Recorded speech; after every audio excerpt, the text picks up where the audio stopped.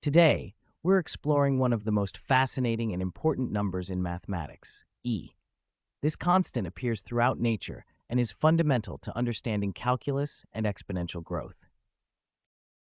The constant e is approximately 2.7182818828, with decimals that continue infinitely without repeating. Notice how the digits 1828 appear early in the sequence, giving this constant a distinctive pattern. To better understand the magnitude of e, let's position it on a number line. This will help us develop an intuitive sense of where this constant sits among other familiar numbers. Here's e on our number line at approximately 2.718. It falls between 2 and 3, a bit closer to 3. This position is significant because e emerges naturally from studying growth processes, where it represents the most efficient rate of continuous growth. For comparison, here's pi, approximately 3.1459, another famous irrational number. While pi relates to circular geometry, e relates to growth and change. Both constants emerge naturally in mathematics, but in very different contexts. Let's explore how e fits among other important mathematical constants, each with its own unique properties and applications in both mathematics and the natural world. Here are 4 foundational constants in mathematics. Phi, pronounced phi, approximately 1.618, known as the golden ratio. The square root of 2, approximately 1.414. E, our focus today at 2.718, and pi, approximately 3.142. Each of these numbers is irrational, meaning their decimal representations continue forever without repeating patterns. Each constant appears naturally in different contexts. Phi governs proportions in the golden rectangle, found throughout art and nature. The square root of 2 represents the diagonal length of a unit square, demonstrating how irrational numbers emerge from simple geometry. E defines the shape of exponential growth curves, as shown here, where the rate of increase matches the current value. And pi relates the circumference of a circle to its diameter, a relationship that appears throughout physics and engineering. Among these constants, e holds a special place in mathematics. Its unique properties make it indispensable in calculus, where it's the only function that is its own derivative. This means when we calculate the rate of change of e to the power of x, we get exactly e to the power of x back again, a remarkable property that makes e central to differential equations describing natural phenomena. Beyond pure mathematics, e appears in compound interest calculations, radioactive decay, population growth, and even probability theory. It serves as the base of the natural logarithm, which allows us to solve problems involving exponential relationships. The pervasiveness of e across seemingly unrelated fields suggests it's not just a human invention, but a fundamental constant woven into the fabric of our universe.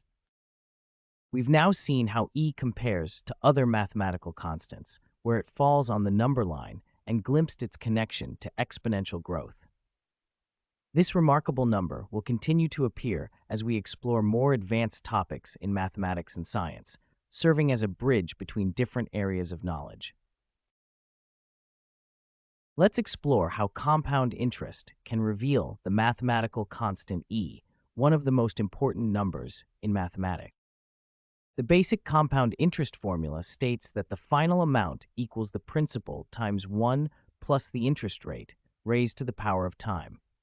In our example, we'll use a principal of $1, an interest rate of 100%, and a time period of 1 year. With annual compounding, our $1 doubles to $2 after 1 year. This makes intuitive sense. A 100% interest rate means we earn exactly what we invested. But what if we compound more frequently? When we split the year into multiple compounding periods, we introduce n, the number of compounding periods per year. Our interest rate per period becomes r divided by n, and we compound n times, giving us this formula: a equals p times the quantity 1 plus r divided by n, all raised to the power of n times t. Let's see what happens to our $1 investment as we increase the frequency of compounding, keeping the annual interest rate at 100%. With annual compounding, we get exactly $2 as we saw earlier. We're applying 100% interest just once. With semi-annual compounding, we apply 50% interest twice. First, our $1 grows to $1.50, then that $1.50 grows by another 50% to reach $2.25, which is already more than annual compounding. Quarterly compounding means applying 25% interest 4 times throughout the year.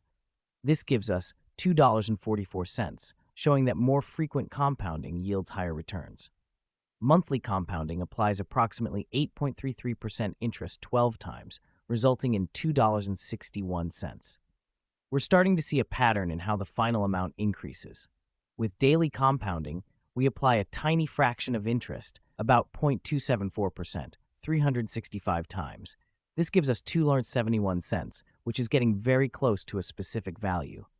Hourly compounding applies an extremely small interest rate of about 0.114%, 8,760 times.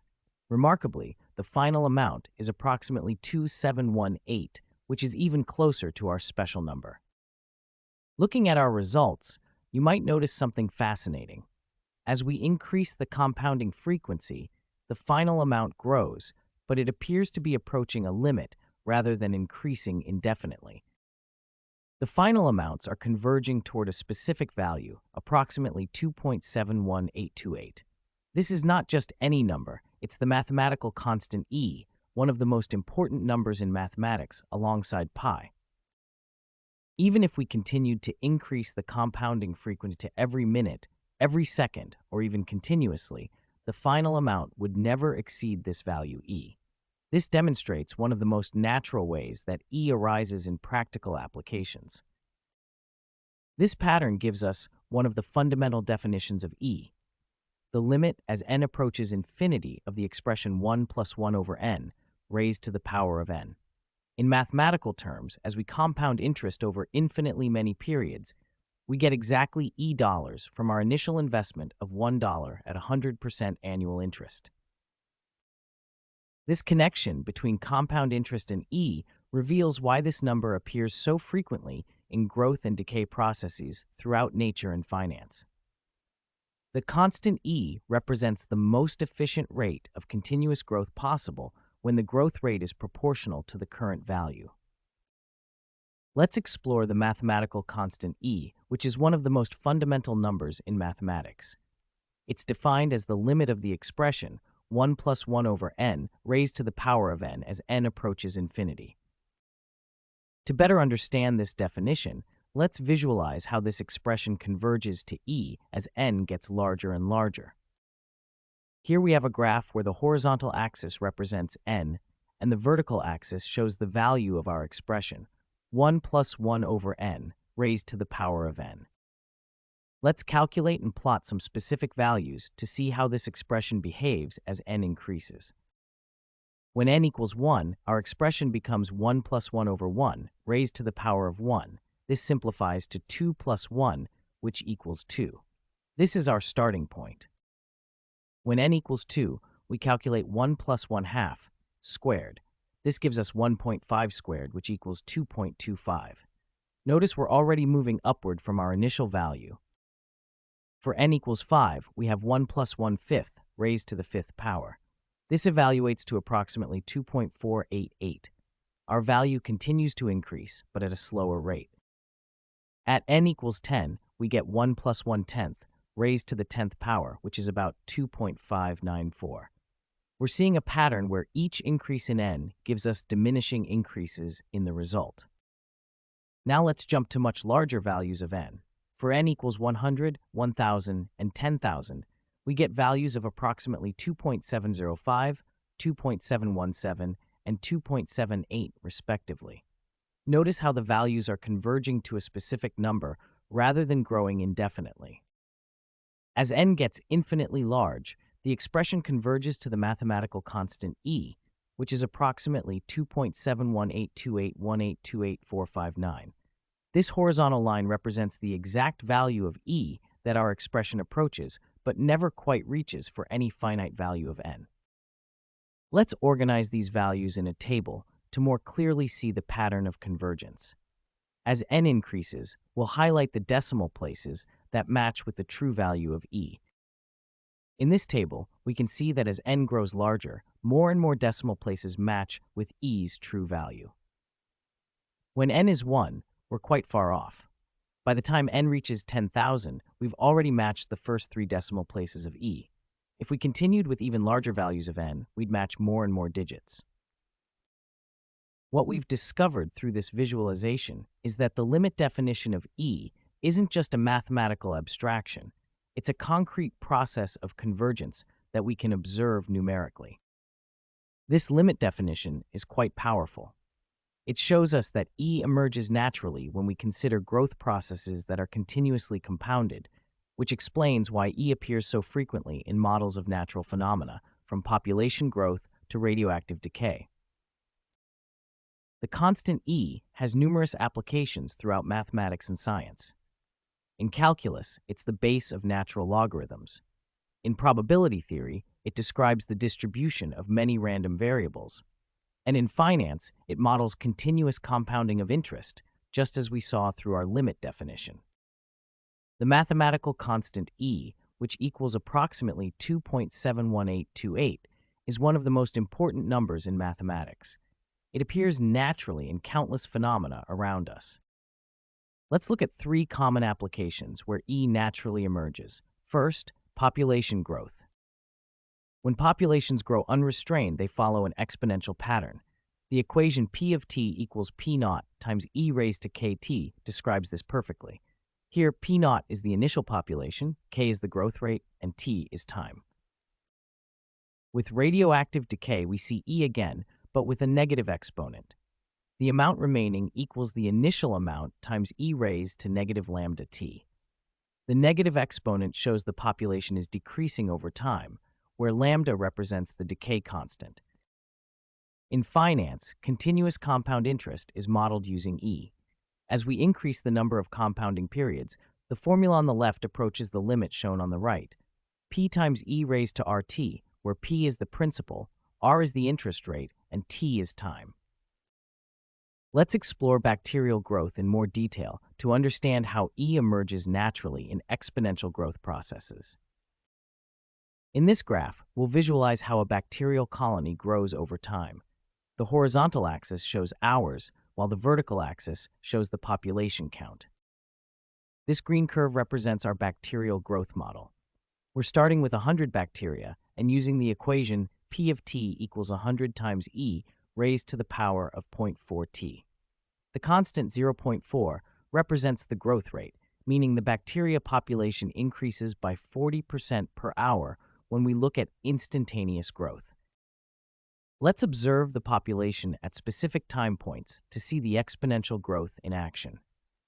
The yellow dots mark our measurement points, and the number of bacteria icons represents the growing population. At time 0, we start with exactly 100 bacteria, our initial population. After just 2 hours, the population has already grown to about 222 bacteria. Notice how we've more than doubled our starting amount because of the exponential nature of the growth. By 4 hours, we reach approximately 492 bacteria. The population is growing faster and faster. This is a key characteristic of exponential growth involving e. At 6 hours, the bacteria have multiplied to roughly 190. The curve is becoming steeper as the rate of increase itself increases with time.